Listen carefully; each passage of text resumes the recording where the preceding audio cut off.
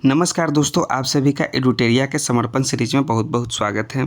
तो आज के इस वीडियो में हम लोग समर्पण सीरीज का सेट नंबर 4 को डिस्कस करेंगे, जो कि आपका बीपीएससी 71st प्रीलिम्स एग्जाम 2025 के लिए काफ़ी इंपॉर्टेंट है। इससे पहले 1, 2 और 3 जो टेस्ट सीरीज है वो हम लोग पिछले वीडियो में कवर कर चुके हैं, जो कि सारे हिंदी मीडियम के सारे वीडियो हैं। ठीक है, सारे टेस्ट सीरीज जो हिंदी मीडियम में कवर कर चुके हैं, क्योंकि टेस्ट सीरीज का अपना अलग ही महत्व है। अगर जिन भी दोस्तों को इंग्लिश मीडियम का टेस्ट सीरीज चाहिए, वो वीडियो के डिस्क्रिप्शन में टेलीग्राम का लिंक दिया हुआ है, वहाँ पे आप इसका पीडीएफ इंग्लिश मीडियम और हिंदी मीडियम दोनों के पीडीएफ को आप प्राप्त कर सकते हैं। ठीक है, तो चलिए पहला नंबर का प्रश्न सेट नंबर 4 का देखते हैं क्या है। तो सेट नंबर 4 का पहला प्रश्न है कि भारत पर सबसे सफल इस्लामी आक्रमण मोहम्मद बिन कासिम का माना जाता है। ठीक है, सबसे सफल इस्लामी आक्रमण, तो मोहम्मद बिन कासिम किस देश का आक्रमणकारी था? तो वह दोस्तों अरब देश का था। किस देश का? अरब देश का।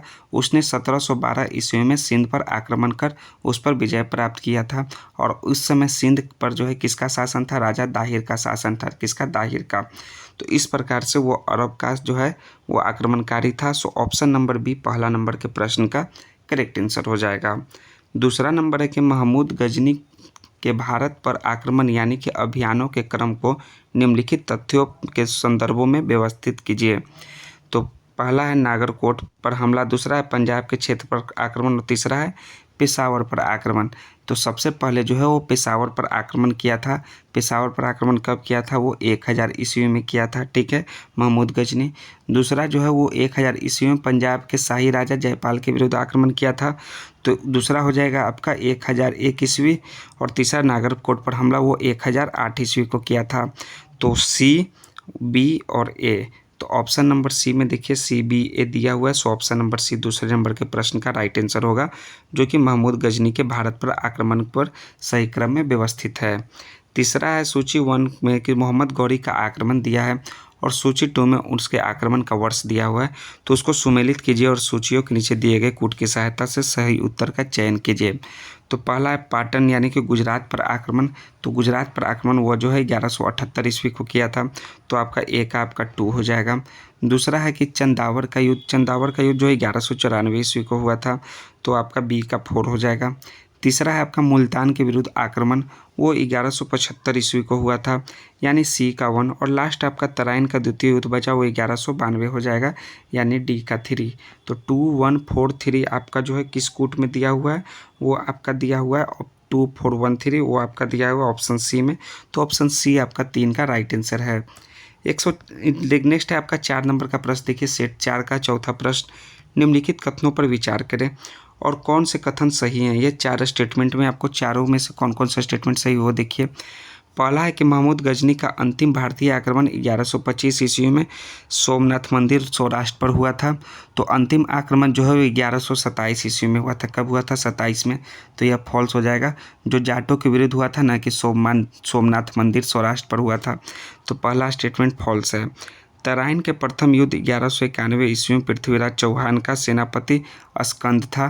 तो यह जो है आपका स्टेटमेंट ये ट्रू है। तीसरा है कि मोहम्मद गौरी ने 1178 ईस्वी में गुजरात पर आक्रमण किया था और यहाँ के शासक भीम द्वितीय को पराजित किया था। तो मोहम्मद गौरी ने 1178 ईस्वी में पाटन गुजरात पर आक्रमण किया था, यह बात सही है, पर उसने यहाँ के शासक भीम द्वितीय के हाथों बुरी तरह पराजय का सामना करना पड़ा था। ठीक है, तो इस प्रकार से आपका स्टेटमेंट फॉल्स है। महमूद गजनी की सेना में सेवंद राय एवं तिलक जैसे हिंदुओं को उच्च पद प्राप्त था, तो यह स्टेटमेंट ट्रू है। तो दूसरा और चौथा जो है मोहम्मद गौरी से संबंधित सही कथन है। तो 2 और 4 यानी ऑप्शन नंबर बी इसका 4 का करेक्ट आंसर है। 5 नंबर का प्रश्न देखिए कि भारत में गुलाम वंश की स्थापना की गई थी। तो भारत में गुलाम वंश की स्थापना जो है मोहम्मद गौरी की हत्या के बाद किया गया था। ठीक है, भारत पर गुलाम वंश की स्थापना जो है 15 मार्च 1206 ईस्वी को हुआ था, मोहम्मद गौरी की हत्या के बाद। तो इस प्रकार से ऑप्शन नंबर डी 5 नंबर के प्रश्न का करेक्ट आंसर है। 6 नंबर का प्रश्न देखिए कि रिक्त स्थान को जो है पूर्ति कीजिए। कुतुबुद्दीन ऐबक ने अपनी राजधानी किस जगह को बनाई? तो वह लाहौर को बनाई था कुतुबुद्दीन ऐबक ने अपनी राजधानी। सो ऑप्शन नंबर ए 6 नंबर के प्रश्न का करेक्ट आंसर है। और कुतुबुद्दीन ऐबक ने ही गुलाम वंश का स्थापना किया था। किस वंश का? गुलाम वंश का स्थापना। और उसने अपना औपचारिक राज्याभिषेक जो है 24 जून 1206 ईस्वी को किया था। ठीक है। और ऐबक ने अपनी राजधानी लाहौर बनाई थी। ये तो आपका करेक्ट आंसर हो गया 6 का ये। 7 नंबर का प्रश्न देखिए कि दिल्ली सल्तनत के अंतर्गत निम्नलिखित शासकों का शासनकाल कालानुक्रम रूप में बताइए। पहला है रजिया सुल्तान, दूसरा है रुकनुद्दीन फिरोज, तीसरा आराम शाह और चौथा इल्तुतमिश। ठीक है। तो सबसे पहले आपका जो हो जाएंगे आराम शाह हो जाएंगे, उसके बाद इल्तुतमिश हो जाएंगे, उसके बाद रुकनुद्दीन फिरोज और लास्ट में आपका रजिया सुल्तान। तो इस प्रकार से सी, डी और ए, बी इसका जो है सही कालानुक्रम है 7 नंबर के प्रश्न का। ठीक है। सन 1211 में जो है आराम शाह बैठा तो इस प्रकार से सी हो गया। उसके बाद इल्तुतमिश की मृत्यु के बाद जो है उसका पुत्र रुकनुद्दीन फिरोज बैठा था। ठीक है। आराम शाह के बाद इल्तुतमिश के बाद रुकनुद्दीन फिरोज और लास्ट में रजिया सुल्तान बैठी थी। इस प्रकार से ऑप्शन नंबर सी इसका राइट आंसर होगा। 8वां है कि उसका वास्तविक नाम बहराउद्दीन था, वह इल्तुतमिश का गुलाम था, उसने तुर्कान चिहलगानी का विनाश किया था। तो प्रस्तुत संदर्भ में उस किस शासक का उल्लेख हुआ है? तो यह जो है बलबन का उल्लेख हो रहा है। ठीक है। तो बलबन यानी कि ऑप्शन नंबर सी इसका करेक्ट आंसर हो जाएगा। बलबन का वास्तविक नाम बहराउद्दीन था, वो प्रारंभ में इल्तुतमिश का गुलाम ही था। उसने 40 गुलाम सरदारों का संगठन यानी तुर्कान चिहलगानी का विनाश किया था। ये सभी स्टेटमेंट ट्रू है जो कि बलबन के बारे में बता रहा है। कथन ए दिया हुआ यानी एसर्शन दिया हुआ है कि अलाउद्दीन खिलजी ने बाजार नियंत्रण की नीति को लागू किया था। तो ये आपका सही आपका एसर्शन है।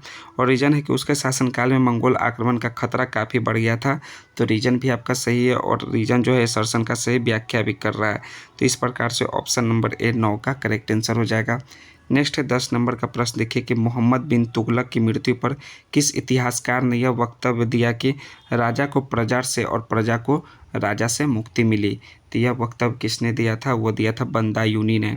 ठीक है। मोहम्मद बिन तुगलक की मृत्यु पर। सो ऑप्शन नंबर बी इसका करेक्ट आंसर हो जाएगा। और मोहम्मद बिन तुगलक जो है 1325 से लेकर 1351 ईस्वी के मध्यकालीन सभी सुल्तानों में सर्वाधिक जो है शिक्षित विद्वान और योग्य व्यक्ति था। और ये जो है 1325 से 1351 तक राज्य किया था। मोहम्मद बिन तुगलक के शासनकाल में अग्रलिखित घटनाओं पर विचार कीजिए और उपरोक्त घटनाओं का सही क्रम क्या था? तो उपरोक्त घटना का सही क्रम क्या था? तो वो था पहला आपका राजधानी परिवर्तन था जो कि आपका 1326 या और 27 में हुआ था। तो पहला आपका बी हो जाएगा। दूसरा जो है आपका सांकेतिक मुद्रा का प्रचलन था जो कि आपका कब हुआ था? 1329-30 में हुआ था। और तो आपका बी के बाद ए हो जाएगा। और लास्ट आपका हो गया खुरासन एवं कराचिल अभियान जो कि सी हो जाएगा। यह कब हुआ था? यह 1332 ईस्वी में हुआ था। ठीक है। तो इस प्रकार से बी, ए और सी जो है सही कालानुक्रम में है। तो बी, ए, सी ऑप्शन नंबर इसका भी राइट आंसर हो जाएगा 11 नंबर के प्रश्न का। 12 सूची 1 में सल्तनत कालीन कर और सूची 2 में प्रकृति का सुमेलन करें और सूची के नीचे दिए गए सही कूट के चयन जो है करें और सही उत्तर का चयन आपको करना है कूट की सहायता से। 12 नंबर का प्रश्न है। तो जजिया जो है वो गैर मुस्लिमों पर लगाया जाने वाला कर था यानी कि आपका क्या हो जाएगा? ए का आपका 2 हो जाएगा। दूसरा खराज जो है वो भूमि पर लगान था यानी कि आपका बी का 3 हो जाएगा। ज़कात क्या था? वो मुस्लिमों पर लगाया जाने वाला कर था यानी कि सी का 1। और लास्ट आपका खुम्स जो है युद्ध में लूट का माल यानी 4, 2, 3, 1, 4। तो ऑप्शन नंबर सी में देखिए दिया हुआ है 2, 3, 1, 4। तो सही कूट ऑप्शन सी है। 12 का सी करेक्ट आंसर होगा। 13 नंबर देखिए ये अब आपका इंग्लिश मीडियम से रिलेटेड प्रश्न हो गए। तो जिनको इंग्लिश मीडियम का ये PDF चाहिए वो टेलीग्राम का लिंक वीडियो के डिस्क्रिप्शन में दिया है, वहाँ से आप ज्वाइन कर सकते हैं और इसका सॉल्यूशन भी आपको व्याख्या सहित मिल जाएगा। 13 नंबर का प्रश्न है कि सल्तनत काल में एक स्वतंत्र कृषि विभाग की स्थापना का श्रेय किस शासक को जाता है? तो यह जाता है मोहम्मद बिन तुगलक को इसका श्रेय। सो ऑप्शन सी 13 नंबर के प्रश्न का करेक्ट आंसर होगा। 14 नंबर है कि निम्नलिखित में से किस नगर की स्थापना फिरोज शाह तुगलक द्वारा नहीं की गई थी? तो वह है आपका जौनपुर तो किया गया था, फिरोजाबाद भी किया गया था और हिसार भी किया गया था। लेकिन आगरा जो है फिरोज शाह तुगलक के द्वारा इसकी स्थापना नहीं किया गया था। यह जो है सिकंदर लोदी के द्वारा किया गया था आगरा का स्थापना। सो ऑप्शन नंबर ए इसका जो है राइट आंसर हो जाएगा। 15 नंबर है निम्नलिखित कथनों पर विचार कीजिए और कौन से कथन सही है वो आपको बताना है। नीचे आपका कूट दिया हुआ है 15 नंबर के प्रश्न का। पहला है कि बलबन ने अपने राजतत्व सिद्धांत के अंतर्गत कठोर रक्त एवं लौ नीति का पालन किया।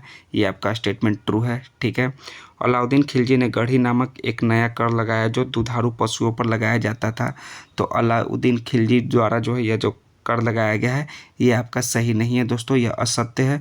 वो जो दुधारू पशुओं पर तथा गढ़ी कर जो है, चराई कर जो है दुधारू पशुओं पर लगाया जाता था, और गढ़ी कर नामक जो कर है वो किस पर लगाया जाता था, वो घरों तथा झोपड़ियों पर लगाया जाता था, ठीक है। तो ये आपका स्टेटमेंट फॉल्स है। जो गढ़ी नामक कर जो दुधारू पशुओं पर नहीं लगाया जाता था, दुधारू पशु पर चराई कर लगाया जाता था। दिल्ली सल्तनत के अंतर्गत तुगलकाबाद नामक नगर की स्थापना गयासुद्दीन तुगलक ने किया था। ये आपका स्टेटमेंट ट्रू है। और मुबारक शाह खिलजी ने खलीफा की उपाधि धारण किया था। ये भी आपका स्टेटमेंट ट्रू है। तो पहला सही है, तीसरा सही है, चौथा सही है, दूसरा गलत है। तो 1, 3 और 4 ऑप्शन नंबर सी इसका करेक्ट आंसर है। 16 नंबर के प्रश्न का 15 नंबर के प्रश्न का 16 नंबर का प्रश्न देखिए। प्रसिद्ध अफ्रीकी यात्री इब्न बतूता 14वीं शताब्दी के पूर्वार्ध में भारत आया। उसके आगमन के समय दिल्ली की गद्दी पर कौन सिंहासन था? तो उसके समय में दोस्तों मोहम्मद बिन तुगलक। कौन था? मोहम्मद बिन तुगलक जो है इब्न बतूता जब जो है भारत आया था तो उस समय दिल्ली की गद्दी पर मोहम्मद बिन तुगलक सिंहासनग्रस्त था। सो ऑप्शन नंबर 20 का राइट आंसर हो जाएगा। 17 नंबर है कि रिक्त स्थान को पूर्ति करें। तैमूर लग ने सुल्तान किसके समय 1398 ईस्वी में दिल्ली पर आक्रमण किया था? उस समय नसरुद्दीन महमूद तुगलक के समय जो है 1398 ईस्वी में दिल्ली पर आक्रमण किया था। और तैमूर लग जो है मध्य एशिया का एक खूंखार आक्रमणकारी था। सो ऑप्शन नंबर 20 का राइट आंसर हो जाएगा 17 नंबर के प्रश्न का। 18 है कि निम्नलिखित कथनों पर विचार करें, उपरोक्त में से कौन से कथन सही हैं? पहला है कि सैयद वंश का संस्थापक खिज्र खां था। तो ये आपका स्टेटमेंट ट्रू है। वह तैमूर लग का सेनापति था। तो ये भी कथन सही है। तो दोनों स्टेटमेंट ट्रू है। सो ऑप्शन नंबर सी इसका 18 का करेक्ट आंसर होगा। 19 है आपका कि दिल्ली सल्तनत का कौन सा सुल्तान गुलरुखी शीर्षक से फारसी में कविताएं लिखता था? उस सुल्तान का नाम है सिकंदर शाह लोदी। सिकंदर शाह लोदी यानी ऑप्शन नंबर जो है आपका ये करेक्ट आंसर हो जाएगा। 20 नंबर है कि विजयनगर साम्राज्य की राजभाषा क्या थी? तो विजयनगर साम्राज्य का राजभाषा जो था वो तेलुगु था। तो ऑप्शन नंबर इसका ये राइट आंसर हो जाएगा तेलुगु। 21 नंबर का प्रश्न देखिए क्या है। राजसी तंगड़ी का युद्ध किस वर्ष लड़ा गया था? तो राजसी तंगड़ी का युद्ध जो है वो 1565 ईस्वी में लड़ा गया था। सो ऑप्शन नंबर 20 का करेक्ट आंसर हो जाएगा 21 नंबर के प्रश्न का। 22 नंबर का प्रश्न देखिए क्या है कि विजयनगर साम्राज्य की स्थापना के समय दिल्ली में किस वंश का शासन था? उस समय दोस्तों तुगलक वंश का शासन था। किस वंश का? तुगलक वंश का। और विजयनगर साम्राज्य का स्थापना कब हुआ था? 1336 ईस्वी में हरियर एवं बुक्का नामक दो भाइयों ने किया था, ठीक है। तो तुगलक वंश के जो है मोहम्मद बिन तुगलक दिल्ली के सिंहासन पर आसीन था। तो ऑप्शन नंबर इसका जो है बी करेक्ट आंसर होगा। 23 नंबर का प्रश्न है सूची 1 में विदेशी यात्री और सूची 2 में देश दिया हुआ है तो उसको सुमेलित कीजिए और सूचियों के नीचे दिए गए कूट की सहायता से सही उत्तर का चयन कीजिए। तो निकोल कोंटी, तो निकोल कोंटी जो है वो आपका करेक्ट आंसर हो जाएगा। आपका इटली का था यानी कि ए का 3 हो जाएगा। दूसरा है आपका डोमिंग पायस, डोमिंग पायस पुर्तगाल का था यानी कि आपका 2 बी का 2 हो जाएगा। और अब्दुल रजाक वो कहाँ का था? फारस का था। और लास्ट आपका नूनिज बचा वो आपका ईरान का था। तो 3214 ऑप्शन नंबर देखिए सी में दिया हुआ है। 321 सॉरी ईरान का ही नहीं, नूनिज जो है वो पुर्तगाल ही का था, ईरान का नहीं था दोस्तों, ठीक है। तो पुर्तगाल ही का था। तो 3212 होगा, ठीक है, 3122। तो ऑप्शन नंबर सी इसका राइट आंसर है 3212, ठीक है। ईरान इसका जो है कोई नहीं होगा। ये चारों में ईरान किसी का जो है वो देश नहीं है विदेशी यात्री का। 23 नंबर का आपका सी करेक्ट आंसर है। 24 नंबर है निम्नलिखित कथनों पर विचार कीजिए और कुल कितने कथन सही हैं, ठीक है। तो विजयनगर का सैन्य विभाग जो है कदाचार कहलाता था, यह कथन सही है। विजयनगर साम्राज्य के अंतर्गत युद्ध में शौर्य का प्रदर्शन करने वाले मृत लोगों के परिवार को दी गई भूमि को रत कोकड़े कहा जाता था, यह भी सही कथन है। विजयनगर साम्राज्य के अंतर्गत आय का सबसे बड़ा स्रोत लगान था जो भू राजस्व की दर उपज का 1/6वां भाग था, यह भी आपका कथन सही है।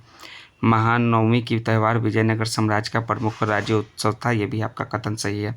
तो चारों कथन सही हैं। सो ऑप्शन नंबर डी इसका राइट आंसर है 24 नंबर के प्रश्न का। 25 है कि रिक्त स्थान की पूर्ति विकल्प में दिए गए उचित शब्द के आधार पर कीजिए। विजयनगर में नृत्य और संगीत को मिलाकर कला की एक शैली विकसित हुई, जिसे शैली कहा जाता था, जिसे जो है यक्षिणी शैली कहा जाता है। यानी ऑप्शन नंबर ए 25 नंबर के प्रश्न का करेक्ट आंसर हो जाएगा।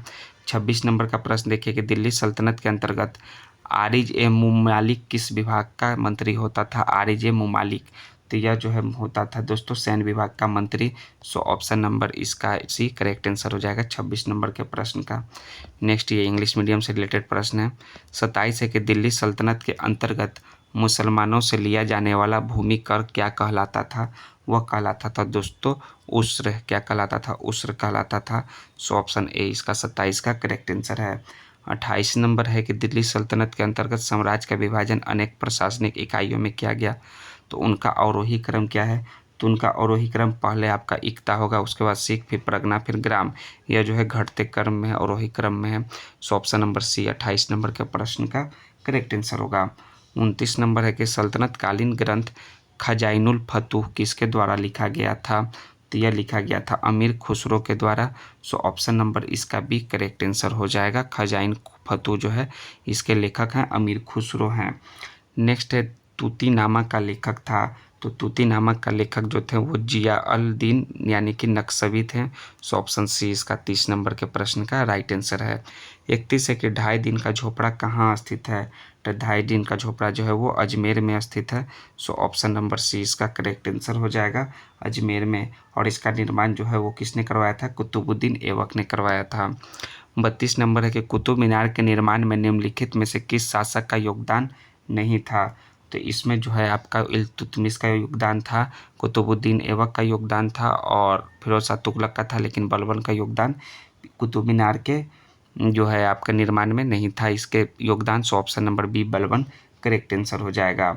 नेक्स्ट है अलाई दरवाज़ा जो दिल्ली में स्थित है, उसका निर्माण किसने करवाया था। तो अलाई दरवाज़ा का निर्माण जो है इल्तुतमिश ने करवाया था। सो ऑप्शन नंबर ए 33 नंबर के प्रश्न का करेक्ट आंसर है। 34 नंबर का प्रश्न है कि ज्वालामुखी मंदिर जिसे सल्तनतकालीन मुसलमानों ने नष्ट कर दिया। तो ज्वालामुखी मंदिर कहाँ स्थित है। तो यह जो है नागरकोट में स्थित है। तो नागरकोट ऑप्शन नंबर बी इसका करेक्ट आंसर हो जाएगा 34 का। 35 है निम्नलिखित का मिलान करें सूची 1 का सूची 2 से। एक तरफ आध्यात्मिक नेता है सूची 1 में और सूची 2 में जगह दिया हुआ है। तो पहला है आपका 35 नंबर का कि शंकरदेव। तो शंकरदेव का जो है वो होगा आपका असम के रहने वाले, कहाँ के? असम के। तो ये आपका वो एक का बी हो जाएगा। दूसरा है आपका बसवन्ना। बसवन्ना जो है कर्नाटक के, यानी कि आपका 2 का ए हो जाएगा। ठीक है। तीसरा बचा आपका चैतन्य। चैतन्य कहाँ के? वो बंगाल के। और लास्ट फराफुद्दीन याहना मनेरी वो बिहार के। ठीक है। तो आपका डी और फिर आपका हो जाएगा सी। तो BADC। सो ऑप्शन नंबर डी इसका करेक्ट आंसर है 35 नंबर के प्रश्न का। नेक्स्ट है 36 नंबर का प्रश्न देखिए क्या है। निम्नलिखित में से कौन सा अनुक्रम सही कालानुक्रम में को दर्शाता है। तो सही कालानुक्रमिक क्रम को कौन कौन सा दर्शाता है। पहला है आपका रामानंद जो कि 14 से 15 शताब्दी में। ठीक है। उसके बाद कबीर आए उस 1440 से 1510 में। और उसके बाद चैतन्य जो है वो 1486 से 1538 में। ठीक है। तो इस प्रकार से ये जो है आपके रामानंद वो राम के समर्पित है, सबसे बड़े हिंदू संप्रदाय में से एक थे। और कबीर जो है वो मुसलमानों के बीच और हिंदुओं के बीच भेद को दूर रखना चाहते थे। और चैतन्य जो है कृष्ण भक्ति पंथ के सबसे महान संतों में से एक थे। इस प्रकार से आपका 36 का भी करेक्ट आंसर है।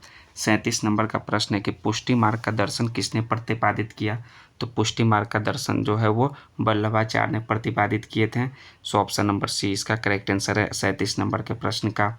38 नंबर का प्रश्न है कि पदावली किसके द्वारा लिखी गई थी। तो पदावली जो है विद्यापति जी के द्वारा लिखी गई थी। तो विद्यापति जो है आधुनिक बिहार बंगाल के एक प्रसिद्ध मैथिली कवि, विद्वान और संगीतकार थे। सो 38 का सी इसका करेक्ट आंसर हो जाएगा। 39 नंबर का प्रश्न देखिए क्या दिया हुआ है। निम्नलिखित का मिलान करें।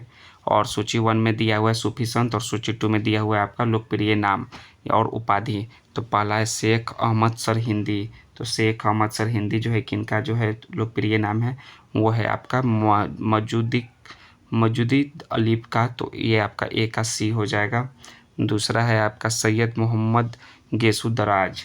ये जो है आपका बंदा नवाज जो है इनका लोकप्रिय नाम या उपाधि है। शेख नसरुद्दीन महमूद इनका जो है क्या है, चिराग दिल्ली है उपनाम, और शेख निजामुद्दीन औलिया महबूब ए इलाही, यानी कि आपका CDBA इसका जो है करेक्ट मिलान है। तो CDBA, सो ऑप्शन नंबर 39 का सी करेक्ट आंसर हो जाएगा 39 नंबर में। ठीक है, नेक्स्ट 40 नंबर का प्रश्न देखिए कि गुरु और उनके शिष्य के रिश्ते का सही अनुक्रम को पहचाने। गुरु और शिष्य के रिश्ते का सही अनुक्रम। तो 40 नंबर का प्रश्न क्या है, बाबा फरीद बख्तियार काकी और निजामुद्दीन औलिया, ये आपका सही क्रम नहीं है दोस्तों, पहला। ठीक है, दूसरा है कि बख्तियार काकी, बाबा फरीद, निजामुद्दीन औलिया, ये आपका सही क्रम है। और तीसरा क्या है आपका, बाबा फरीद, निजामुद्दीन औलिया और शेख सलीम चिश्ती, ये आपका सही क्रम है। ठीक है, निजामुद्दीन औलिया, शेख सलीम चिश्ती और बाबा फरीद, ये सही क्रम नहीं है। तो 2 और 3 जो है आपका सही। उपरोक्त सभी विकल्प जो है वो चिश्ती संप्रदाय से संबंधित है, किससे, चिश्ती संप्रदाय से, और सही क्रम जो है आपका 2 और 3 है। सो ऑप्शन नंबर सी इसका 40 का करेक्ट आंसर है। 41 है कि गलत मिलान का आपका पहचान करना है। सिलसिला सूफी संप्रदाय एक तरफ है और एक तरफ जगह से दिया हुआ है। तो आपका गलत मिलान है जो आपका सतारी राजस्थान है, वो आपका गलत मिलान है। यह जो है मुख्य रूप से मध्य प्रदेश और गुजरात में फैला था। ठीक है, सतारी। सो इस प्रकार से आपका गलत मिलान है, बाकी ये सभी आपका सही मिलान है। सो ऑप्शन नंबर डी इसका राइट आंसर हो जाएगा। 42 से निम्नलिखित में से कौन सा सूफी संप्रदाय बिहार तक सीमित है। तो बिहार तक सीमित है वो फिरदौसी सूफी संप्रदाय है। सो ऑप्शन नंबर सी 42 का करेक्ट आंसर होगा। 43 नंबर का प्रश्न देखिए क्या है कि निम्नलिखित का मिलान करें, सूफी शब्द और अर्थ दिया हुआ है। तो शेख जो होगा वो क्या होगा, वो होगा आध्यात्मिक शिक्षक है, यानी कि एक का आपका बी हो जाएगा। ठीक है, एक का बी से मिलान कर दीजिए। मुरीद क्या है, वो है आपके शिष्य हो जाएंगे, यानी कि आपका 2 का सी हो जाएंगे। तीसरा है आपका खानका जो है धर्मशाला, यानी कि आपका 3 का ए, और फना जो है वो आपका क्या हो जाएगा, वो हो गया आत्मविनाश, यानी कि 4 का डी। तो BCA और डी, तो BCAD आपका जो कौन सा मिलान में है, ऑप्शन बी में है। सो ऑप्शन नंबर बी इसका करेक्ट आंसर है। नेक्स्ट है दारा सिखो, यानी कि शाहजहाँ का पुत्र किस सूफी संप्रदाय से संबंधित है। तो दारा सिखो जो है वो कदारिया, किस सूफी संप्रदाय, कदारिया से संबंधित है। सो ऑप्शन नंबर सी 44 का करेक्ट आंसर हो जाएगा।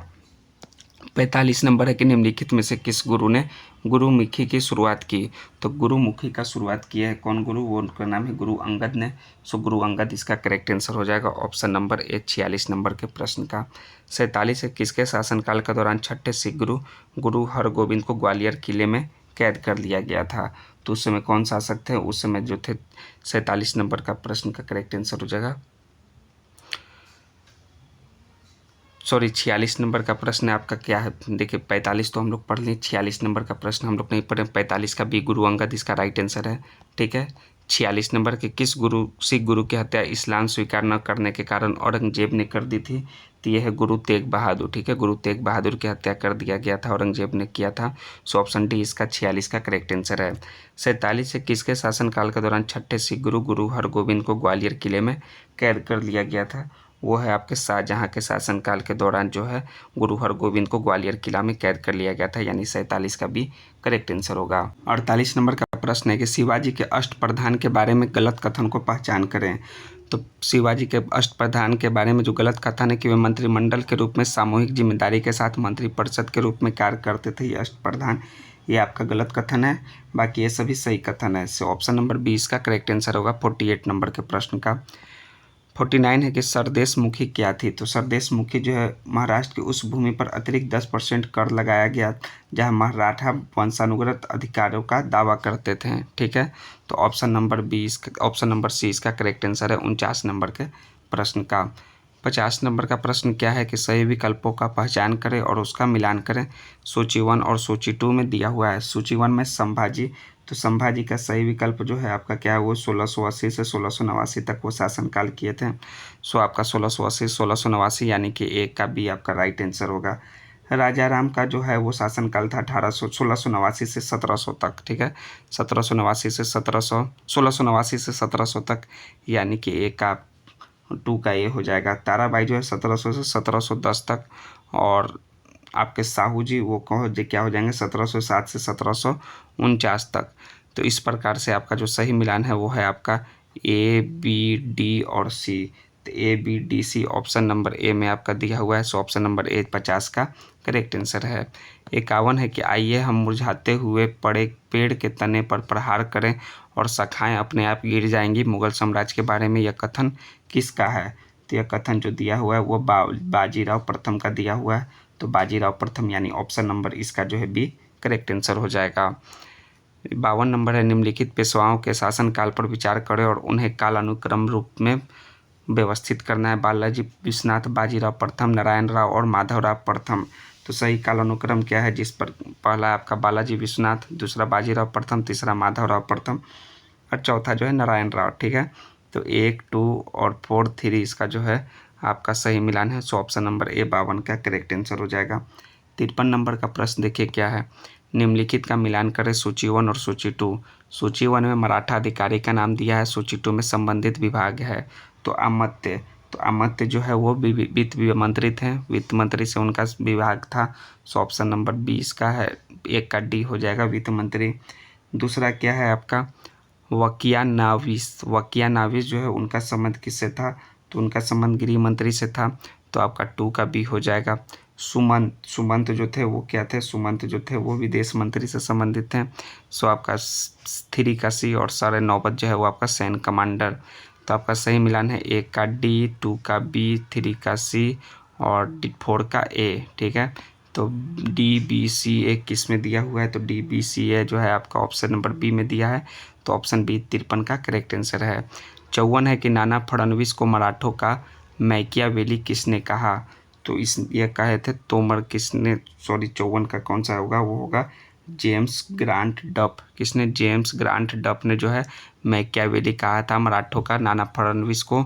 सो ऑप्शन नंबर 20 का करेक्ट आंसर होगा।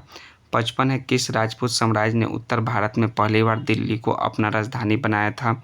तो अपना राजधानी जो है वो तोमर ने बनाया था। सो ऑप्शन नंबर डी इसका 55 का करेक्ट आंसर है। 56 है कि कन्नौज के प्रतिहार वंश का संस्थापक कौन था? तो नागभट्ट प्रथम जो है संस्थापक थे प्रतिहार वंश के। सो ऑप्शन नंबर इसका करेक्ट आंसर हो जाएगा बी 56 नंबर के प्रश्न का। 57 नंबर का प्रश्न देखिए क्या है कि मलखंड किस मध्यकालीन राजवंश की राजधानी थी? तो मलखंड जो है वो राष्ट्रकूट किस राजवंश की? राष्ट्रकूट राजवंश की राजधानी थी। सो ऑप्शन डी 57 का करेक्ट आंसर होगा। 58 नंबर है कि काव्य शास्त्र पर प्रारंभिक कन्नड़ पुस्तक कविराज मार्ग द्वारा लिखा गया। ठीक है, तो कविराज मार्ग किनके द्वारा लिखा गया? ये लिखा गया अमोघवर्ष के द्वारा। सो ऑप्शन नंबर ए इसका 58 का करेक्ट आंसर होगा। 59 है कि गलत मिलान का पहचान करें। सूची 1 में युद्ध और सूची 2 में विजेता दिया हुआ है। तो चंदावर का युद्ध 1194 में जो है विजेता गयासुद्दीन खिलजी नहीं हुआ था। इसका जो है कौन थे विजेता? तो दोस्तों आपके चंदावर के युद्ध में जो है मोहम्मद गौरी ने पराजित कर मार डाला था। ठीक है, किसको? गढ़वाल जयचंद को। ठीक है, अंतिम राजपूत थे। सो ऑप्शन नंबर इसका जो है सी करेक्ट आंसर हो जाएगा, जो कि सही मिलान नहीं है। जयचंद गढ़वाल जो राठौर राजवंश के अंतिम राजपूत राजा थे जिन्हें चंदावड़ के युद्ध में मोहम्मद गौरी ने पराजित कर मार डाला था। तो विजेता यहाँ मोहम्मद गौरी होगा, ना कि Ghiyasuddin Khilji. So option number C इसका केवल सी जो है गलत मिलान है। 59 के बाद 60 नंबर है, निम्नलिखित में से कौन सा हिंदू मंदिर वैष्णववाद आस्था से संबंधित है? तो उस हिंदू मंदिर का नाम है जगन्नाथ मंदिर, जो कि पुरी में स्थित है। सो ऑप्शन डी 60 का करेक्ट आंसर है। 61 है कि बाबर की जीत को मुगल साम्राज्य की शुरुआत के रूप में देखा जाता है, लेकिन भारत की निम्नलिखित में से कौन सी आंतरिक कमजोरी इस प्रक्रिया में सबसे निर्णायक साबित हुई? वह हुआ कि भारत का राजनीतिक विखंडन और स्थानीय शासकों के बीच प्रतिद्वंद्विता। ठीक है, सबसे ज़्यादा निर्णायक यही साबित हुआ, आंतरिक कमजोरी। सो ऑप्शन डी इसका करेक्ट आंसर है। 62 नंबर का प्रश्न है कि मध्यकालीन काल के दौरान निम्नलिखित घटनाओं पर विचार करें और कौन सा उपयुक्त घटनाओं का सही कालानुक्रमिक क्रम है? खानवा का युद्ध, पानीपत का प्रथम घाघरा और कन्नौज बिलग्राम का युद्ध। तो सबसे पहले जो हुआ था वो हुआ था पानीपत का युद्ध, उसके बाद हुआ था आपका खानवा का युद्ध, उसके बाद हुआ था आपका घाघरा का युद्ध और लास्ट कन्नौज बिलग्राम का युद्ध। 2, 1, 3, 4 जो है सही कालानुक्रमिक क्रम में है। तो 2, 1, 4, 3, 4 यानी ऑप्शन नंबर ए 62 का करेक्ट आंसर है। 63 नंबर का प्रश्न है कि मध्यकालीन काल के बारे में निम्नलिखित कथनों पर विचार कीजिए और नीचे दिए गए कोट का उपयोग करके सही उत्तर का चयन करें। तो पहला है कि चौसा का युद्ध अकबर और शेरशाह सूरी के बीच लड़ा गया था। तो ये आपका जो है स्टेटमेंट जो है वो आपका सही नहीं है। तो चौसा का युद्ध जो है किनके बीच लड़ा गया था? वो हुमायूं और शेरशाह सूरी के बीच लड़ा गया था। सो ऑप्शन नंबर 1 आपका पहला स्टेटमेंट फॉल्स है। गुलबदन बेगम ने हुमायूं की जीवनी हुमायूंनामा लिखी है, स्टेटमेंट ट्रू है। बाबर ने अपनी आत्मकथा तुजू के बाबरी लिखी है, भी स्टेटमेंट ट्रू है। तो 2 और 3 जो है सही उत्तर है, सो ऑप्शन बी 63 का करेक्ट आंसर हो जाएगा। 64 नंबर का प्रश्न है कि मुगल सम्राट हुमायूं की मृत्यु का कारण क्या था। तो मुगल सम्राट हुमायूं की मृत्यु का कारण था कि वह नीचे उतरते समय अपने पुस्तकालय की सीढ़ियों से गिर गया था, इस कारण हुमायूं की मृत्यु हो गई। सो ऑप्शन डी 64 का करेक्ट आंसर है। सूर साम्राज्य के बारे में निम्नलिखित में से कौन सा कथन सही नहीं है। तो वह है कि सूर साम्राज्य की राजधानी आगरा में थी, यह स्टेटमेंट सही नहीं है दोस्तों। उसकी राजधानी जो है सासाराम और दिल्ली में थी। सो ऑप्शन नंबर सी आपका करेक्ट आंसर है 65 नंबर के प्रश्न का। 66 है कि सूची 1 को सूची 2 से सुमेलित करें। एक तरफ है प्रशासनिक इकाई और दूसरी तरफ है मुख्यालय। तो इकता यानी कि प्रांत जो है प्रशासनिक इकाई, इसका मुख्यालय हकीम और अमीन। सो ऑप्शन नंबर इसका जो है ए का आपका 3 हो जाएगा। दूसरा आपका क्या बचा, सरकार का क्या है, वो है सिकदार, सिकदारान। सो ऑप्शन नंबर आपका जो है डी का 1 हो जाएगा, ठीक है। उसके बाद आपका क्या है, परगना जो है सिकदार और मुसीब। तो आपका जो है क्या हो जाएगा, परगना का क्या हो जाएगा, वो हो जाएगा आपका सिकदार और मुसीब। तो ऑप्शन नंबर इसका जो है 2 बी का 2 हो जाएगा। और ग्राम का जो है वो होगा मुकद्दम। सो आपका सी का 4 हो जाएगा। इस प्रकार से आपका सही मिलान है 3, 2, 4, 1। तो ऑप्शन नंबर ए इसका 66 का करेक्ट आंसर हो जाएगा। 67 है कि हल्दी घाटी का युद्ध 1576 ईस्वी में किस शासक के शासनकाल में लड़ा गया था। तो अकबर के शासनकाल में लड़ा गया था हल्दी घाटी का युद्ध। सो ऑप्शन नंबर सी इसका करेक्ट आंसर है। सूची 1 को सूची 2 से सुमेलित करें। जजिया का उन्मूलन, तो जजिया का उन्मूलन 1564 में हुआ था, तो एक आपका बी हो जाएगा। दूसरा आपका क्या है, इबादत खाना का निर्माण किया गया। तो इबादत खाना का निर्माण 1575 में किया गया था। मनसबदारी प्रणाली जो है 1574 में इसका शुरुआत हुआ। और दीन इलाही जो है 1582 ईस्वी में इसका शुरुआत हुआ।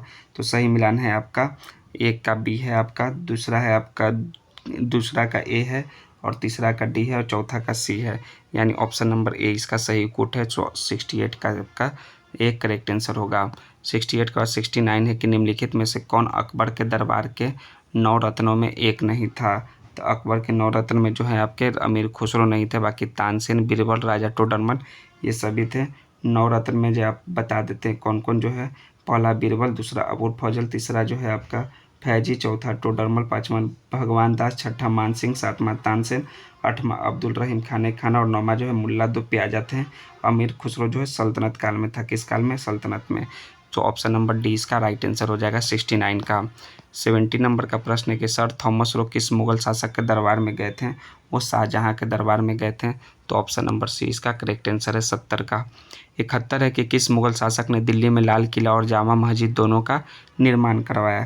तो वो है औरंगजेब जो है वो दिल्ली में लाल किला और जामा मस्जिद दोनों का निर्माण कराया। सो ऑप्शन डी इसका राइट आंसर है। 72 नंबर का प्रश्न है आपका कि निम्नलिखित में से किसे जो है जिंदा पीर के नाम से जाना जाता है। तो जिंदा पीर के नाम से 72 नंबर के प्रश्न का राइट आंसर क्या होगा, जिंदा पीर के नाम से जो है 70 नंबर का प्रश्न फिर से देखिए कि सर थॉमस रो किस मुगल शासक के दरबार में गए थे। तो सर थॉमस रो जो है वो जहांगीर के दरबार में गए थे, किसके, जहांगीर के दरबार में। तो ये आपका जहांगीर ऑप्शन बी इसका करेक्ट आंसर होगा।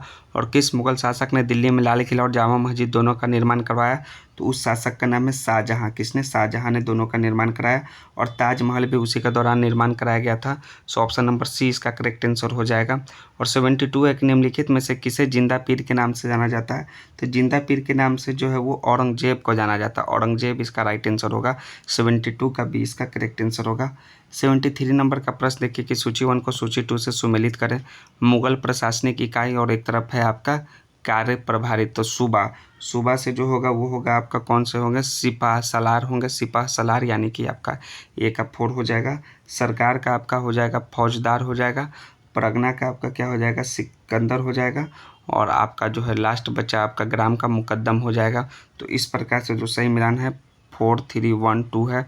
तो 4, 3, 1, 2 जो है ऑप्शन नंबर डी इसका करेक्ट आंसर होगा 73 नंबर के प्रश्न का। 74 नंबर का प्रश्न, किस मुगल शासक ने मनसबदारी सुधारों के एक भाग के रूप में दुअस्पा सिहस्पा प्रणाली को शुरुआत किया। तो वो मुगल शासक का नाम है जहांगीर। तो जहांगीर यानी ऑप्शन नंबर सी इसका 74 का करेक्ट आंसर होगा। 75 है कि दहसाला प्रणाली के तहत भूमि राजस्व का आकलन निम्नलिखित के आधार पर किया जाता था। तो किया जाता था पिछले 10 वर्षों की औसत उपज और कीमतें के आधार पर दहसाला प्रणाली के तहत भूमि राजस्व का आकलन। सो ऑप्शन सी 75 का राइट आंसर होगा।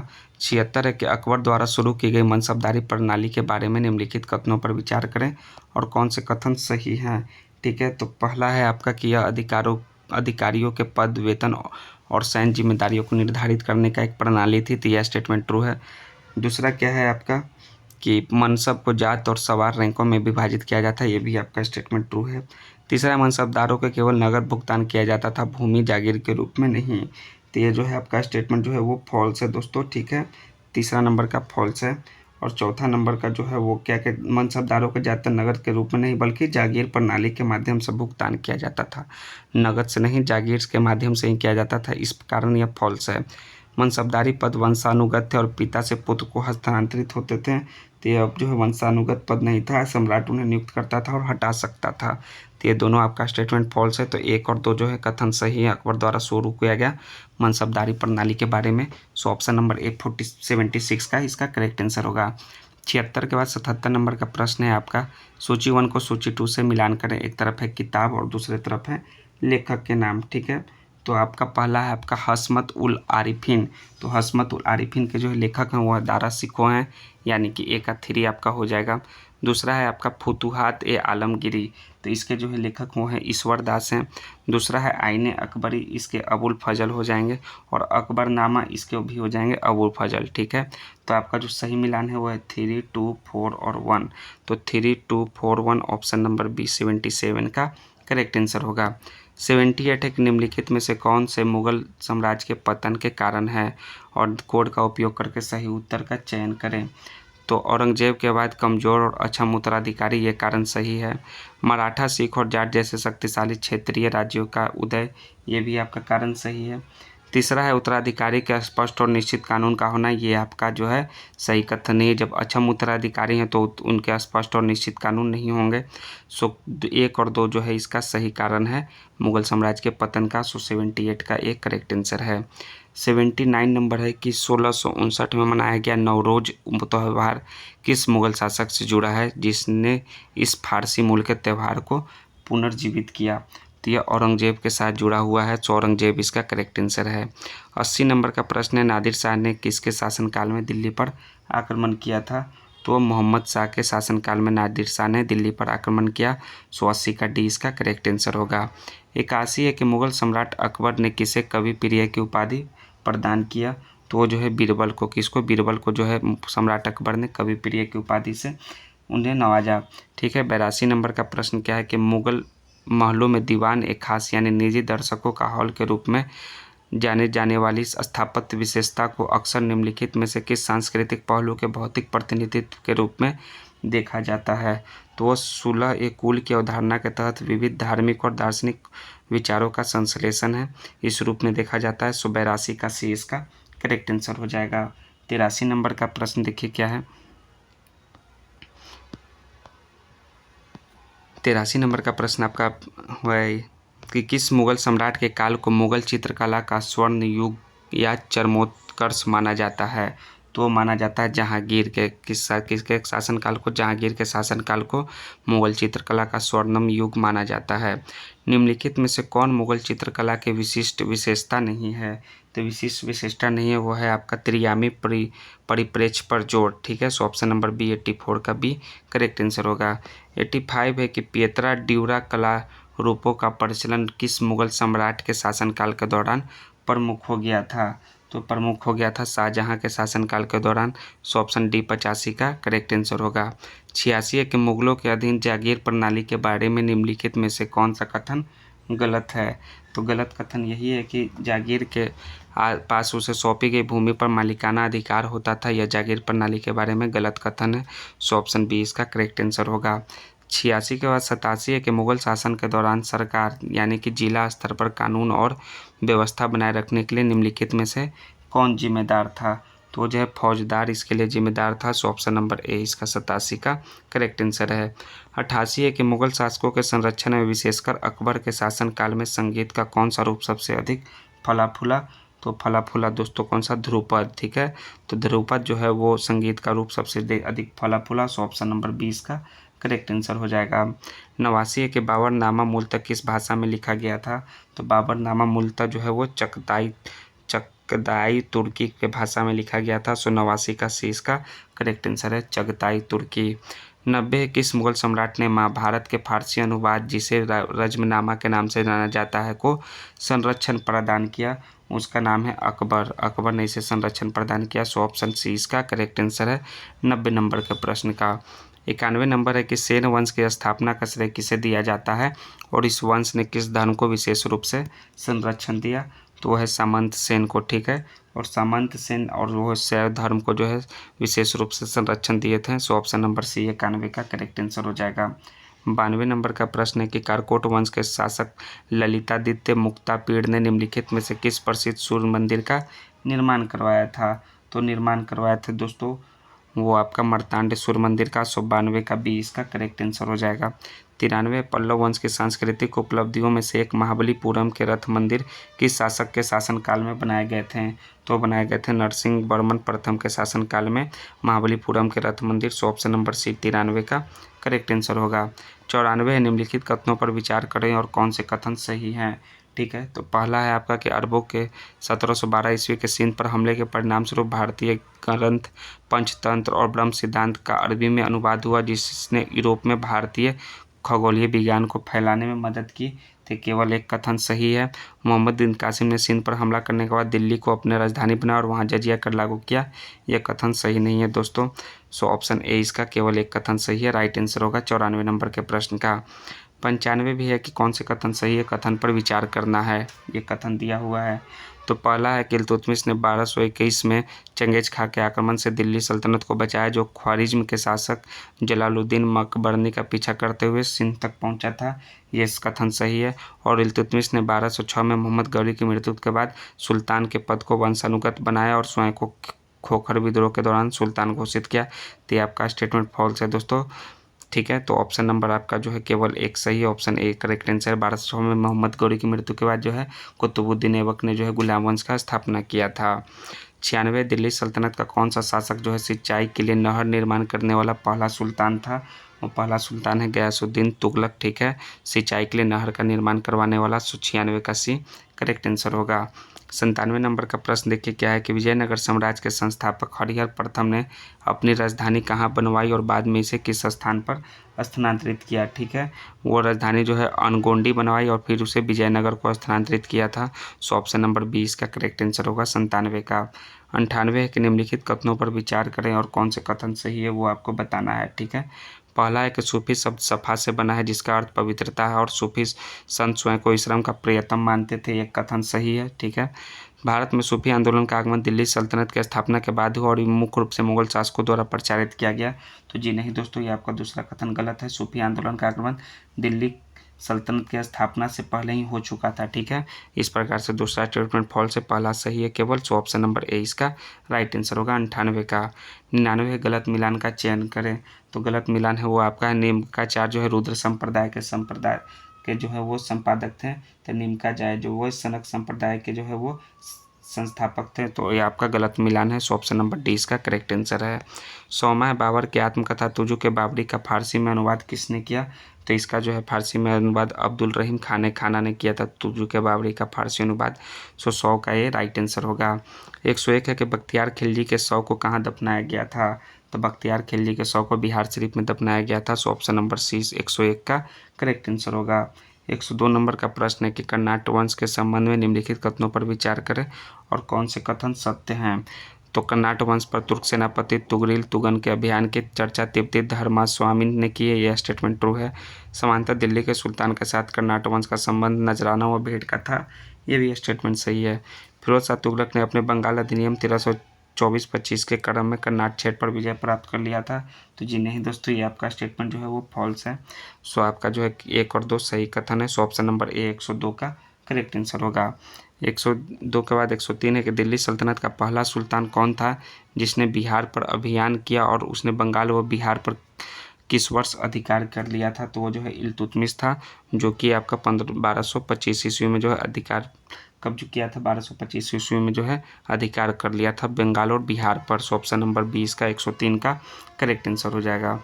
104 नंबर का प्रश्न देखिए क्या है कि तुगलक काल में बिहार की राजधानी कहाँ थी?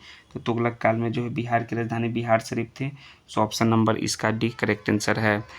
आपका जो है सही उत्तर को चुनना है। सूची 1 में युद्ध और सूची 2 में आपका वर्ष दिया हुआ है। तो पहला है आपका चौसा का युद्ध। तो चौसा का युद्ध जो है वो कब लड़ा गया था? वो लड़ा गया था 1539 ईस्वी में। दूसरा है आपका कि किन्नौज बिलग्राम का युद्ध 1540 में। और लास्ट आपका सूरजगढ़ का युद्ध 1534 में। यानी 312 आपका जो है सही मिलान है। 312 ऑप्शन नंबर इसका भी करेक्ट आंसर हो जाएगा। 105 का 106 है कि निम्न में से कौन सा कार्य शेरशाह सूरी के द्वारा नहीं किया गया था? वो कार्य है आपका कि शुद्ध चांदी का दाम यानी सिक्का का प्रचलन करवाना जो है शेरशाह सूरी के द्वारा नहीं किया गया। बिहार में चेरो वंश का उदय किस सदी में हुआ? तो चेरो वंश का उदय जो है 12वीं सदी में हुआ था बिहार में। सो ऑप्शन नंबर 20 का राइट आंसर है। 107 का 108 है कि अकबर के समय राजा मानसिंह को बिहार का प्रांतपति बनाया गया। तो मानसिंह ने किस स्थान पर बिहार को राजधानी बनाया था? तो मानसिंह ने जो है रोहतास को जो है अपना राजधानी बनाया था। सो ऑप्शन नंबर ए इसका 108 का करेक्ट आंसर होगा। 109 है कि छोटा नागपुर के क्षेत्र पर मुगलों का अधिकार किसके शासनकाल में स्थापित हो गया? तो वो जो है जहांगीर के शासनकाल में जो है मुगलों का अधिकार छोटा नागपुर के क्षेत्र पर स्थापित हो गया। 110 है कि तख्त श्री हरिमंदिर जी पटना साहिब का निर्माण किसने करवाया था? तो महाराणा रंजीत सिंह ने पटना साहिब तख्त श्री मंदिर का निर्माण करवाया। ऑप्शन ए इसका करेक्ट आंसर है। 2025 के प्रस्तावित अधिनियम के तहत संपत्ति को वक्फ के रूप में समर्पित करने के लिए एक मुस्लिम को न्यूनतम कितने वर्षों तक धार्मिक या निष्ठावान होना चाहिए? उसको जो है 5 वर्षों तक। कितना? 5 वर्ष, यानी ऑप्शन सी इसका करेक्ट आंसर है। आवधिक श्रम बल सर्वेक्षण 2024 के संबंध में निम्नलिखित कथनों पर विचार करें और सत्य कथन का चयन करें। तो सत्य कथन कौन कौन सा है 112 नंबर के प्रश्न का? पहला है कि यह अंतर्राष्ट्रीय सर्व संगठन द्वारा जारी किया जाता है। तो नहीं दोस्तों, ये जो है अंतर्राष्ट्रीय सर्व संगठन के द्वारा जारी नहीं किया जाता है। ये पहला स्टेटमेंट फॉल्स है। इस रिपोर्ट के अनुसार भारत में शहरों और पुरुषों तथा महिलाओं दोनों के श्रम बल भागीदारी दर में वृद्धि हुई है। तो यह स्टेटमेंट ट्रू है। तो केवल दूसरा कथन सत्य है। सो 112 का भी 112 का भी राइट आंसर है। 113 है कि प्रधानमंत्री मुद्रा योजना यानी PMMY कब प्रारंभ किया गया? तो प्रधानमंत्री मुद्रा योजना जो है वो प्रारंभ किया गया 2015 से। ठीक है, तो ऑप्शन नंबर इसका जो है बी करेक्ट आंसर है, 8 अप्रैल 2015। नेक्स्ट है आपका छठे बिम्स्टेक शिखर सम्मेलन के संबंध में निम्नलिखित कथनों पर विचार करें और सत्य कथन का चयन करें। तो इसकी अध्यक्षता थाईलैंड ने की। स्टेटमेंट ट्रू है। इसका विषय बिम्स्टेक समृद्ध, लचीला और खुला था। यह भी स्टेटमेंट ट्रू है। इसमें की गई घोषणा के अनुसार वर्ष 27 में प्रथम बिम्स्टेक खेलों का आयोजन किया जाएगा। यह भी स्टेटमेंट ट्रू है। तो ऑप्शन डी 1, 2, 3 इसका राइट आंसर है। 114 का 115 है कि सामाजिक सुरक्षा की स्थिति रिपोर्ट 2025 किसने जारी किया? तो यह जो है विश्व बैंक, वर्ल्ड बैंक ने इसका रिपोर्ट जारी किया। सो 115 का ये करेक्ट आंसर है। 116 है कि किस देश ने हाल ही में 3D प्रिंटेड ट्रेन स्टेशन बनाया है? वो जापान देश ने। किसने? जापान देश ने जो है 3D प्रिंटेड ट्रेन स्टेशन बनाया है। सो ऑप्शन सी 116 का राइट आंसर है। 117 है कि हाल ही में किस देश ने भारत के साथ असैन्य परमाणु क्षेत्र में सहयोग बढ़ाने हेतु भारत में छोटे मॉड्यूलर रिएक्टर बनाने की घोषणा की है? वो है आपका USA यानी संयुक्त राष्ट्र अमेरिका। इसका करेक्ट आंसर हो जाएगा। 118 कि IIM अहमदाबाद अपना पहला विदेशी परिसर सितंबर 2025 में कहाँ खोलेगा? तो जो है अपना परिसर जो है दुबई में खोलेगा। कहाँ? दुबई में IIM अहमदाबाद पहला विदेशी परिसर। सो ऑप्शन सी 118 का राइट आंसर है।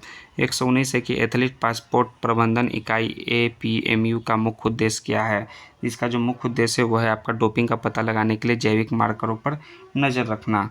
इसका प्रमुख उद्देश्य है एथलीट पासपोर्ट प्रबंधन इकाई का। So option C right answer हो जाएगा। 120 से हाल ही में विजिंगम अंतर्राष्ट्रीय बंदरगाह का उद्घाटन किया गया। यह भारत के किस राज्य में स्थित है? ये विजिंगम जो है अंतर्राष्ट्रीय बंदरगाह वो केरल राज्य में स्थित है। सो ऑप्शन डी इसका 120 का करेक्ट आंसर हो जाएगा। 121 है कि अप्रैल 2025 में भारतीय रिजर्व बैंक के डिप्टी गवर्नर के रूप में किसे नियुक्त किया गया है? तो नियुक्त किए गए हैं आपके deputy governor doctor Poonam Gupta April 2025 में। सो ऑप्शन नंबर ए 121 का करेक्ट आंसर है। 122 है कि कथन और रीजन से संबंधित प्रश्न है कि कथन है कि अप्रैल 2025 में भारत के सर्वोच्च न्यायालय ने सेबी को FPI और AIF में पारदर्शिता संबंधी चिंताओं को देखने का निर्देश दिया है। तो ये कथन आपका सही है। और रीजन क्या है कि विदेशी पोर्टफोलियो निवेशक एफपीआई और वैकल्पिक निवेश कोष एआईएफ में संदिग्ध वित्तीय गतिविधियों की रिपोर्ट सामने आई थी। तो कारण भी सही है और कारण जो है आपका इस असर्शन का यानी कि कथन का सही व्याख्या भी कर रहा है। सो ऑप्शन नंबर ए 122 का करेक्ट आंसर होगा। 123 1 अप्रैल 2024 में कुंभकोनम पान के पत्ते को भौगोलिक संकेत यानी जीआई टैग प्रदान किया गया। यह किस राज्य से संबंधित है? तो यह दोस्तों तमिलनाडु राज्य से संबंधित है। सो ऑप्शन नंबर 20 का करेक्ट आंसर हो जाएगा 123 का। 124 से निम्नलिखित कथनों पर विचार करें और कौन से कथन सही है? तो विश्व स्वास्थ्य दिवस 2025 का थीम स्वास्थ्य शुरुआत आशाजनक भविष्य मातृ और नवजात शिशु स्वास्थ्य पर केंद्रित है, जिसका उद्देश्य वैश्विक नीति कार्रवाई को गति देना है। तो यह कथन सही है। यह दिवस विश्व स्वास्थ्य संगठन WHO की स्थापना के उपलक्ष्य में 7 अप्रैल को मनाया जाता है, जो 1948 में स्थापित हुआ। यह भी कथन सही है। तो दोनों कथन सही यानी ऑप्शन नंबर सी 124 का राइट आंसर होगा। 125 है कि अप्रैल 2025 में वाइब कोडिंग चर्चा में रहा। यह किससे संबंधित है? तो यह जो दोस्तों जो है परमाणु किससे संबंधित है 125 नंबर के प्रश्न का? तो यह संबंधित है आपका जेनरेटिव एआई से। ऑप्शन नंबर 20 का करेक्ट आंसर होगा। 126 है कि अप्रैल 2025 में जारी डिजिटल थ्रेट रिपोर्ट 2024 जो भारत की पहली BFSI क्षेत्र विशिष्ट साइबर सुरक्षा रिपोर्ट है, किसके द्वारा संयुक्त रूप से तैयार किया गया है? तो ये तैयार किया गया है CART इन CSIRT फिन और सीसा के द्वारा। सो ऑप्शन नंबर बी 126 का करेक्ट आंसर है। 127 है कि निम्नलिखित कथनों पर विचार करें और कौन से कथन सही है वो आपको बताना है। ठीक है, तो जो सही कथन है वो पहला है कि बिहार की विधानसभा में महिला प्रतिनिधित्व का प्रतिशत राष्ट्रीय औसत 9% से अधिक है। ये आपका स्टेटमेंट ट्रू है। बिहार में पंचायती राज संस्थाओं में महिला प्रतिनिधित्व 50% से अधिक है, जो 2006 में लागू आरक्षण नीति का परिणाम है। ये भी कथन सही है। तो दोनों कथन सही है। सो 127 का सी करेक्ट आंसर है। 128 नंबर का प्रश्न है आपका कि INS वर्षा जो अप्रैल 2025 में चर्चा में रहा, निम्नलिखित में से क्या है? तो वह है आपका परमाणु संचालित पनडुब्बियों का संचालन और रखरखाव बेस है INS वर्षा। सो ऑप्शन बी 128 का करेक्ट आंसर है। 129 से निम्नलिखित कथनों पर विचार करें और कौन से कथन सत्य है वो आपको बताना है। कि अप्रैल 25 में भगवत गीता और नाट्यशास्त्र को यूनेस्को के memory of the world register में शामिल किया गया, जिसे भारत की कुल 14 प्रविष्टियाँ हो गई। ये कथन सही है। भगवत गीता को इस रजिस्टर में शामिल करने की पहल बिहार के सासाराम के डॉक्टर मयंक ने की, जो नालंदा विश्वविद्यालय में अध्यापक हैं। ये भी आपका स्टेटमेंट ट्रू है। तो दोनों कथन सही है। सो ऑप्शन नंबर सी 129 का करेक्ट आंसर होगा। 130 है कि अप्रैल 2025 में भारत की पहली ट्रेन में ATM मशीन की स्थापना पंचवटी एक्सप्रेस में की गई। तो यह सुविधा किसके सहयोग से शुरू किया गया था? तो यह सुविधा जो है सहयोग से किया गया बैंक ऑफ महाराष्ट्र से। सो ऑप्शन 20 का करेक्ट आंसर है 130 का। 131 है कि अप्रैल 25 में सिमिलीपाल टाइगर रिजर्व को भारत का 107वां राष्ट्रीय उद्यान घोषित किया गया। तो यह उड़ीसा का कौन सा राष्ट्रीय उद्यान है? तो ये उड़ीसा का दोस्तों जो है दूसरा राष्ट्रीय उद्यान है। सो ऑप्शन नंबर बी 131 का करेक्ट आंसर होगा। 132 नंबर निम्नलिखित कथनों पर विचार करें और कौन से कथन सही हैं। पहला है चीन द्वारा अप्रैल 2025 में परीक्षित गैर विखंडनीय हाइड्रोजन बम मैग्नीशियम हाइड्राइड का उपयोग करता है, जो पारंपरिक परमाणु हथियारों की तुलना में कई रेडियोधर्मी प्रभाव उत्पन्न नहीं करता। तो ये कथन सही है। यह NPT और CTBT जैसे अंतर्राष्ट्रीय संधियों को दरकिनार कर सकता है। ये भी आपका स्टेटमेंट ट्रू है। तो दोनों कथन सही है। सो ऑप्शन नंबर सी 132 का करेक्ट आंसर हो जाएगा। 133 है कि 100% इलेक्ट्रिक वाहन यानी कि EWS को अपनाने का लक्ष्य किस देश ने प्राप्त किया है? तो है नॉर्वे देश ने। किस देश ने? Norway. So option number A इसका राइट आंसर होगा 133 का। 134 नंबर का प्रश्न देखिए कि अप्रैल 2025 में भूटान ने अपनी अर्थव्यवस्था को बढ़ावा देने और युवा मस्तिष्क पलायन को कम करने के लिए हरित क्रिप्टो करेंसी को अपनाने की घोषणा की। तो इस पहल में किस नवीकरणीय ऊर्जा स्रोत का उपयोग करके क्रिप्टो करेंसी खनन किया जा रहा है? तो किया जा रहा है आपका जल विद्युत का। किसका? जल विद्युत का उपयोग करके। सो ऑप्शन नंबर सी 134 का करेक्ट आंसर है। 135 नंबर का प्रश्न क्या है कि अप्रैल 2025 में बिहार के बिजली कोटे में 1820 मेगावाट की वृद्धि के लिए निम्नलिखित में से कौन सी नई यूनिट सबसे अधिक बिजली योगदान देगी? ठीक है, कौन सा देगी? वो आपका देगा चौसा थर्मल पावर यूनिट 1। ठीक है, तो इस प्रकार से ऑप्शन नंबर सी इसका करेक्ट आंसर होगा 135 का। 136 है कि केंद्रीय सड़क एवं परिवहन राजमार्ग मंत्रालय के 2024 की रिपोर्ट के अनुसार 2014 से 24 तक बिहार में राष्ट्रीय राजमार्ग NH की लंबाई में कितनी प्रतिशत की वृद्धि हुई है? तो है आपका टोटल 36% वृद्धि हुई। कितना? बिहार में राष्ट्रीय राजमार्ग की जो है 36% वृद्धि हुई है। ऑप्शन नंबर बी 136 का 36% ऑप्शन नंबर 20 का करेक्ट आंसर होगा। निम्नलिखित कथनों पर विचार करें कौन से कथन सही है, कौन सा स्टेटमेंट सही है। तो मुख्यमंत्री नीरा सर्वधन योजना के तहत नीरा के फर्मेंटेशन को रोककर इसके शुद्ध और स्वास्थ्यवर्धक उपयोग को सुनिश्चित करना एक प्रमुख दायित्व है। ये कथन सही है। मुख्यमंत्री नीरा सर्वधन योजना के तहत मद्य निषेध विभाग के अधिकारियों को बिहार के विभिन्न जिलों में नीरा उत्पादन और बिक्री की निगरानी की जिम्मेदारी दी गई। ये भी कथन सही है। यह योजना अप्रैल से जुलाई 25 तक ताड़ी सीजन के लिए लागू की गई और जीविका समूह के साथ मिलकर कार्यान्वित की जा रही है। ये भी योजना सही है। तो तीनों जो है वो आपका सही स्टेटमेंट है। सो ऑप्शन नंबर डी 137 का करेक्ट आंसर है। 138 है कि निम्न में से किस खेल को पहली बार 2028 ओलंपिक में शामिल किया गया है। तो किस खेल को शामिल किया गया है दोस्तों 138 में, तो है आपका फ्लैग फुटबॉल को, और किसको जो है शामिल किया गया है वो है आपका लैक्रोस यानी सिक्सेस को, यानी कि केवल 2 और 4 जो है सही कथन है। सो 138 का डी इसका करेक्ट आंसर है। 139 नंबर है कि भारत उज्बेकिस्तान संयुक्त सैन्य अभ्यास डास्टिलिक 6 जो है 16 से 28 अप्रैल 25 तक आयोजित हुआ। उसका आयोजन स्थान निम्न में से कौन सा था। उसका आयोजन स्थान जो है पुणे जो कि महाराष्ट्र से था। सो ऑप्शन नंबर बी 139 का करेक्ट आंसर हो जाएगा। 140 नंबर का प्रश्न देखिए आपका क्या है कि 2025 में शिक्षा मंत्रालय की रिपोर्ट के अनुसार बिहार में स्कूली बच्चों के लिए अपार कार्ड निर्माण की प्रगति कितने प्रतिशत है और बिहार देश में इस मामले में किस स्थान पर है। तो जो है 55% जो है प्रगति जो है बिहार में, ठीक है, और यह कैमा स्थान पर है 55% के साथ यह 21वां स्थान पर है। तो ऑप्शन नंबर ए इसका करेक्ट आंसर होगा 140 नंबर के प्रश्न का। 140 के बाद 141 से लेकर आपके 150 प्रश्न पूरे जो है 10 प्रश्न जो है आपके मैथ के प्रश्न है और रीजनिंग से रिलेटेड प्रश्न है। तो आप जो है सेट नंबर 4 का जो है पूरा 200 प्रश्न जो है खुद से बनाइएगा, सॉल्व कीजिएगा, और आपको अगर इसका आंसर चाहिए और इस का PDF चाहिए इस क्वेश्चन का, तो वीडियो के डिस्क्रिप्शन में टेलीग्राम का लिंक दिया हुआ है, वहाँ से आप ज्वाइन कर सकते हैं और हिंदी और इंग्लिश मीडियम दोनों के आपको PDF मिल जाएंगे और आंसर के भी आपको वहाँ पे अवेलेबल सॉल्यूशन भी मिल जाएंगे। तो हम लोग फिर नेक्स्ट वीडियो में सेट नंबर आपको 5 के साथ मिलते हैं दोस्तों। तो ये वीडियो को लाइक करना और चैनल को सब्सक्राइब करना नहीं भूलिएगा दोस्तों। जय हिंद दोस्तों, थैंक्स दोस्तों।